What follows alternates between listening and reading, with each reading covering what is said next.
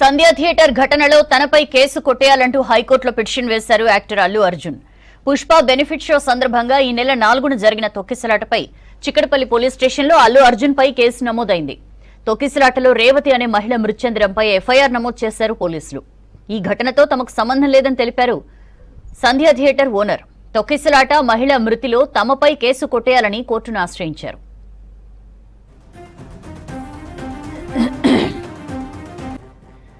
సంధ్య theatre ఘటనలో తనపై case కొట్టేయాలంటూ హైకోర్టులో పిటిషన్ వేశారు actor Allu Arjun. Pushpa benefit show సందర్భంగా ఈ నెల 4న జరిగిన తొక్కిసలాటపై చిక్కడపల్లి పోలీస్ స్టేషన్లో అల్లు అర్జున్ పై కేసు నమోదైంది. తొక్కిసలాటలో రేవతి అనే మహిళ మృతి చెందడంపై ఎఫ్ఐఆర్ నమోదు చేశారు పోలీసులు. ఈ ఘటనతో తమకు సంబంధం లేదని తెలిపారు సంధ్య థియేటర్ ఓనర్. తొక్కిసలాట మహిళ మృతిలో తమపై కేసు కొట్టేయాలని కోర్టును ఆశ్రయించారు.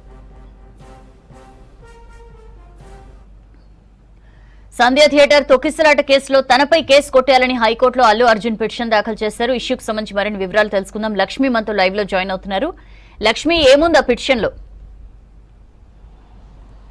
రైట్ సౌజన్య, ఈ నెల 4వ తారీఖున పుష్ప 2కి సంబంధించిన ప్రీమియర్ షో వేయడం జరిగింది. అక్కడికి ఫ్యామిలీతో వచ్చిన రేవతి చనిపోవడం జరిగింది. సో ఇమీడియట్గా అది అంటే తొక్కిసలాట జరగడం చాలా సీరియస్ కేసుగా పరిగణించి హైకోర్టులో కేసు వేయడం కూడా జరిగింది.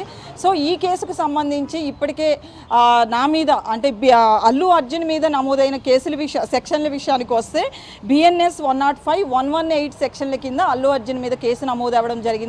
సో ఇంత తీవ్రమైన సెక్షన్ల కింద కేసు ఎట్లా వేస్తారు అంటూ హైకోర్టులో పిటిషన్ వేయడం జరిగింది.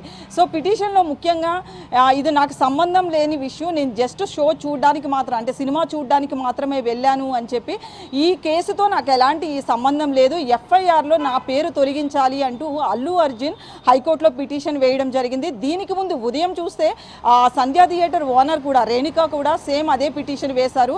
ఈ ప్రీమియర్ షో కావచ్చు, బెనిఫిట్ షోలు ఈ రెండు కూడా డిస్ట్రిబ్యూటర్స్ సంబంధించి వాళ్ళ ఆధ్వర్యంలో జరిగాయి తప్ప ఈ రెండు షోలతో మాకు సంబంధం లేదు. అయినప్పటికీ కూడా అక్కడ వచ్చిన వాళ్ళందరికీ అంటే అల్లు అర్జున్తో పాటు అక్కడికి వచ్చిన సాధారణ పబ్లిక్ కూడా సెక్యూరిటీ కల్పించడం మా బాధ్యత కాబట్టి కల్పించాము. ఈ షోలు రెండు కూడా డిస్ట్రిబ్యూటర్సే నిర్వహించారు. సో మాకు ఎలాంటి సంబంధం లేదు, ఈ సెక్షన్ల కింద కేసు నమోదు చేయడం ఏంటి అని చెప్పి సంధ్య థియేటర్ ఓనర్ రేణుక కూడా హైకోర్టులో పిటిషన్ దాఖలు చేశారు. సో ఇది ఉదయం జరిగితే అల్లు అర్జున్కి సంబంధించింది కొద్దిసేపటి క్రితం జరిగింది. సో మొత్తానికైతే మాకు సంబంధం లేదని మాత్రం ఇటు సంధ్య థియేటర్ ఓనర్ కావచ్చు అలాగే అల్లు అర్జున్ ఇద్దరు కూడా సేమ్ హైకోర్టులో పిటిషన్ వేయడం ఒక వివాదాస్పదంగా మారింది.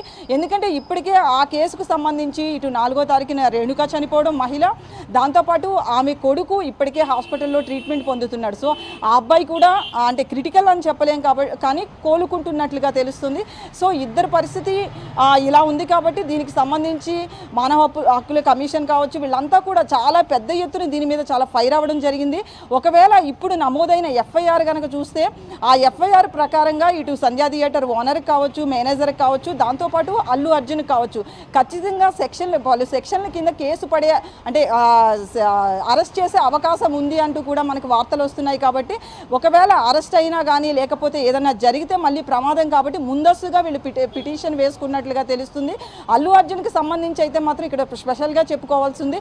ఎందుకంటే లక్షలాదిగా చాలామంది ఆ బెనిఫిట్ షోకి వెళ్ళడం జరిగింది దేశవ్యాప్తంగా, కానీ ఎక్కడా తొక్కిసలాట జరగలేదు. కేవలం అక్కడికి అల్లు అర్జున్ రావడం వల్లే తొక్కిసలాట జరిగింది అని చెప్పి చాలామంది సామాజికవేత్తలు కావచ్చు, కొంతమంది ఈ హ్యూమన్ రైట్స్ వీళ్ళంతా కూడా పోరాడుతున్న ఇష్యూ చూస్తున్నాం.